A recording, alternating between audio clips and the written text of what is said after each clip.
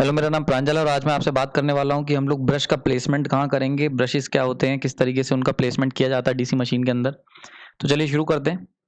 इस लेक्चर में बहुत इंपॉर्टेंट लेक्चर होने वाला है और ये जो है बेसिकली ये पूरा का पूरा लेक्चर जो इस तरीके डिजाइन किया गया है कि हम लोग आर्मेचर रिएक्शन को समझ सकें, कंप्यूटेशन के प्रोसेस को समझ सकें आने वाले लेक्चर्स में।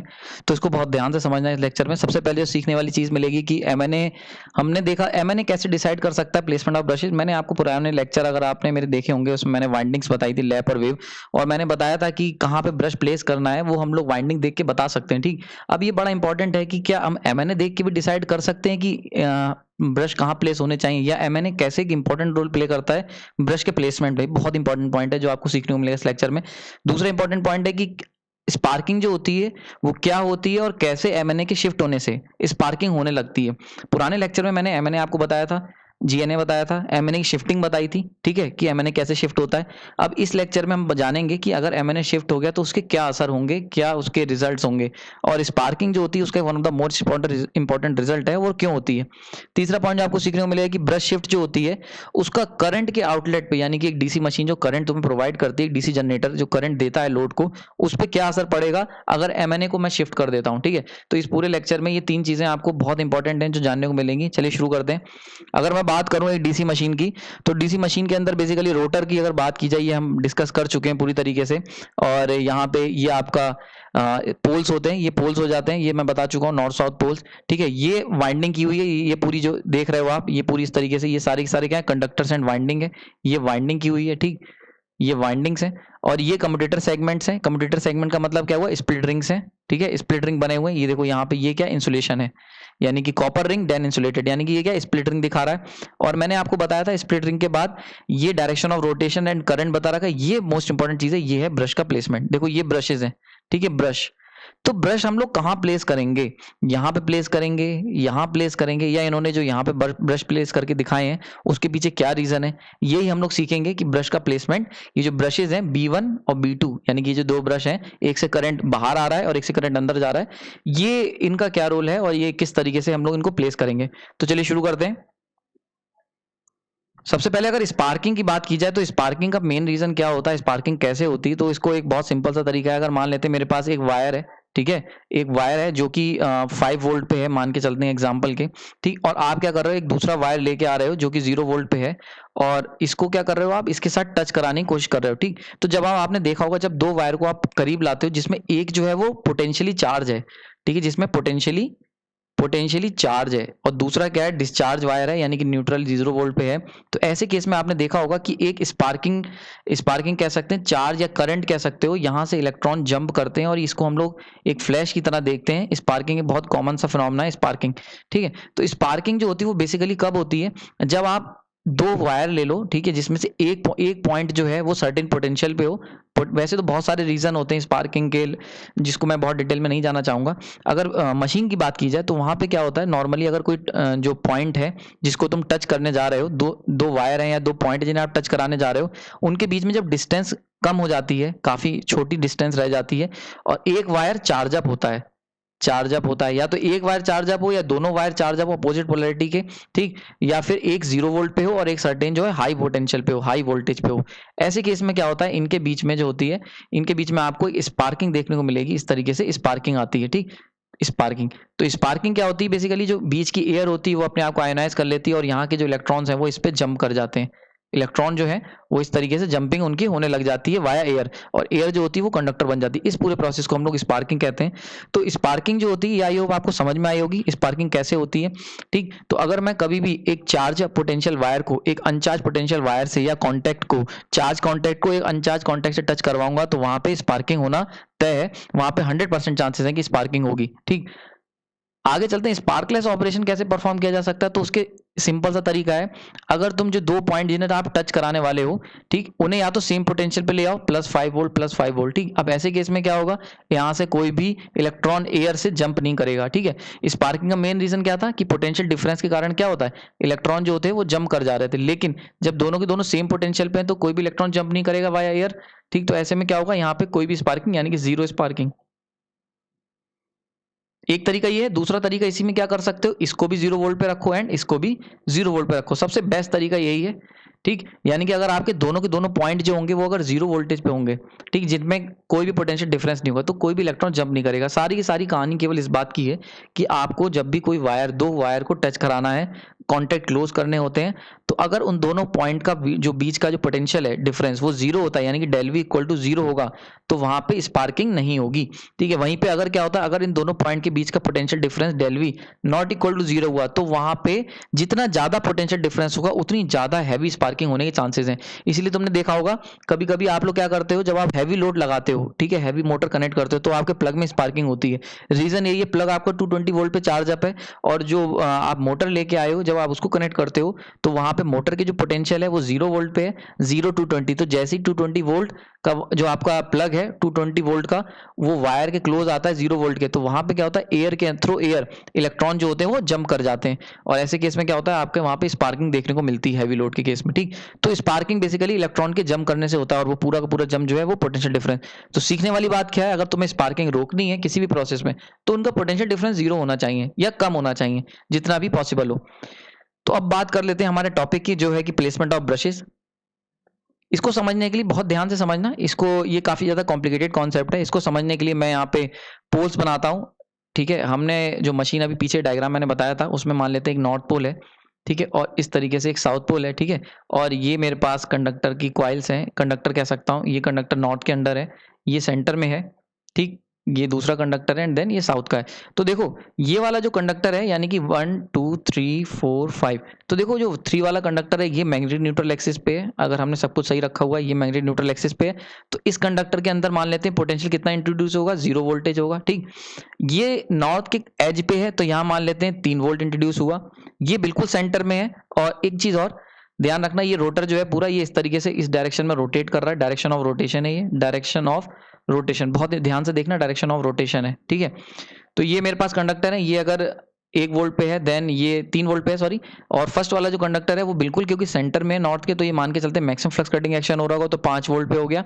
देन ये वाला जो कंडक्टर है अगेन ये आपका साउथ के अंडर में आ रहा है, थोड़ा दूर पे है, इसीलिए इसको मान लेते हैं 3 वोल्ट, ये भी 3 वोल्ट पे होगा, ठीक, माइनस के 3 वोल्ट पे, एंड ये 5 वाला जो होगा ये माइनस के 5 वोल्ट पे। ठीक है, तो ये सेंटर में क्योंकि है, ठीक, तो ये मैंने कंडक्टर बना दिए। अगर मैं यहाँ इनको वोल्टेज सोर्स के रूप में बनाऊं, वोल्टेज सोर्स के रूप में अगर मैं इनको ट्रांसफॉर्म करूं, तो ये इसको इस तरीके से कह सकता हूँ 5 वोल्ट का है, ठीक है, ये 3 वोल्ट का है, देन ये आपका 0 वोल्टेज पे है। क्लियर हो रहा है? अब देखो ये वाला अगर इधर चलते हैं -3 वोल्ट का क्या मतलब हुआ, इसका रिवर्स डायरेक्शन कर देते हैं, ये ले लेते हैं 3 वोल्ट, ठीक है, माइनस साइन से मैंने क्या करा, डायरेक्शन रिवर्स कर दिया, यानी कि जो इधर की तरफ डायरेक्शन होना चाहिए था उसका जस्ट रिवर्स इधर हो गया, -5 के कारण इसकी पोलैरिटी रिवर्स कर दी है, ये हो गया 5 वोल्ट पे। ठीक, तो ये स्ट्रक्चर बन गया। अब देखो तुम अगर ब्रश की प्लेसमेंट की बात की जाए, आपके पास ऑप्शन कई सारे हैं। अगर पहला कंडीशन मैं लेता हूं यहाँ पे, यानी कि मैग्नेटिक न्यूट्रल एक्सिस पे अगर मैं ब्रश को प्लेस करता हूं इस तरीके से, ठीक, और ये जो ब्रश प्लेस होगा ये आगे चल के यहाँ पे ये एक रेजिस्टेंस या कह सकते हो एक बल्ब से कनेक्टेड है इस तरीके से, और ये सर्किट इसका कंप्लीट हो रहा है, आगे ग्राउंड कर देते हैं किस तरीके से हमने बनाया हुआ है। ठीक, तो अगर यहाँ पे तुमने ब्रश को प्लेस करा हुआ है, तो ये जो ब्रश का प्लेसमेंट है बेसिकली, इसको अगर ध्यान से देखना, ये 0 वोल्ट 3 प्लस वोल्ट, ठीक, तो यहाँ पे क्या होगा, जैसे तुम इसे कनेक्ट करोगे 0 वोल्ट से, तो देखो सारा का सारा करंट जो होगा वो इस तरीके से फ्लो करेगा यहाँ पे। ठीक, 5 + 3 यानी कि 7 वोल्ट यहाँ मिलेगा, 7 वोल्ट के अक्रॉस, और ये भी 7 वोल्ट के अक्रॉस है, इनका सारा करंट भी इसके अंदर प्लेस अंदर चला जाएगा, और यहाँ पे मुझे आई एम्पेयर करंट, यानी कि कह सकते हैं अगर ये मान लेता हूँ आई एम्पेयर है, ये आई एम्पेयर ले लेता हूँ, तो यहाँ पे मुझे 2 आई एम्पेयर का करंट फ्लो मिल जाएगा। क्लियर हो रहा है यहाँ पे? अब देखते हैं स्पार्किंग और एमएनए का क्या रोल है यहाँ पे, अगर कोई और पोजीशन में प्लेस करते तब क्या होता। तो देखो सबसे पहले अगर बात की जाए, इसी तरीके की ये जो पुराना डायग्राम बनाया, इसी को अगर मैं जरा डिटेल में बनाऊं, तो ये मेरे पास 5 वोल्ट, ठीक है, ये 3 वोल्ट, ये 0 पे, ठीक है, 0 वोल्ट, और ये 3 वोल्ट पे है, एंड देन ये अगेन 5 वोल्ट पे है। ठीक है, अब देखो बेसिकली जब आप कम्यूटेटर यानी कि ब्रश को कनेक्ट कर रहे हो, तो ब्रश को कनेक्ट करने का क्या मतलब हुआ, इस तरीके से तुम एक स्ट्रक्चर को कनेक्ट कर रहे हो। ठीक, ये देखो तुम ये स्विच को कनेक्ट कर रहे हो, ब्रश को कनेक्ट करने का मतलब क्या है, स्विच को कनेक्ट कर रहे हो। रीजन क्या है भाई, ये तुम्हारा ये पूरा क्या है, ये है कम्यूटेटर, ये है कम्यूटेटर, यानी कि ऐसी चीज जो रोटेट कर रही है। ठीक, ये पूरा का पूरा जो पार्ट है वो आपका रोटेट कर रहा है, यानी कि मूवेबल है, जबकि जो तुम्हारे ब्रशेज हैं, ये ब्रश है, ब्रश क्या है तुम्हारे, स्टेशनरी है, स्टेशनरी यानी कि रुके हुए हैं। तो देखो तुम क्या कर रहे हो, एक घूमते हुए पार्ट से एक रुके हुए पार्ट को कनेक्ट कर रहे हो। क्लियर हो रहा है यहाँ पे? अब अगर तुम इसे 0 वोल्ट से कनेक्ट करोगे, तो देखो ये 0 वोल्ट पे, ब्रश का वोल्टेज कितना है 0 वोल्ट। तो जब तुम 0 वोल्ट को 0 वोल्ट से कनेक्ट करोगे तो ऐसे केस में क्या होगा, कोई भी स्पार्किंग नहीं होगी, बड़ा इंपॉर्टेंट, कोई भी स्पार्किंग नहीं होगी और सारा का सारा करंट जो होगा वो इस तरीके से इसमें ड्रेन आउट हो जाएगा, यानी कि लोड के अक्रॉस। ये क्या है, ये लोड है, तो लोड के अक्रॉस सारा का सारा करंट तुम्हारा इससे ड्रेन आउट हो जाएगा। क्लियर हो रहा है, यहाँ पे समझ में आ गया होगा, बहुत ध्यान से समझना। अगर वहीं बात करता हूं मैं सेकंड केस की, यानी कि अगर अब इस केस में सेम, ये मेरे पास 5 वोल्ट पे था एक कंडक्टर, ये 3 वोल्ट पे था, ठीक है, ध्यान से देखना, ये 0 वोल्ट पे था पॉइंट, ये अगेन 3 वोल्ट, देन ये अगेन 5 वोल्ट, ठीक है। अब की मैं क्या करता हूं, अब की मैंने ब्रश को यहाँ कनेक्ट करा है, ध्यान से देखना, ये वाला पॉइंट पे 3 वोल्ट पे मैंने, अब की जो ब्रश है वो इस स्विच की तरह है ब्रश, क्योंकि भाई मैंने बताया स्विच की तरह क्यों है, क्योंकि ब्रश जो है वो एक स्टेशनरी पार्ट है और तुम्हारी जो रोटर है वो रोटेटरी है। तो जब आप ब्रश को इस पार्ट से कनेक्ट करोगे तो बिल्कुल ऐसा ही लगेगा जैसे आपने स्विच को कनेक्ट करा है।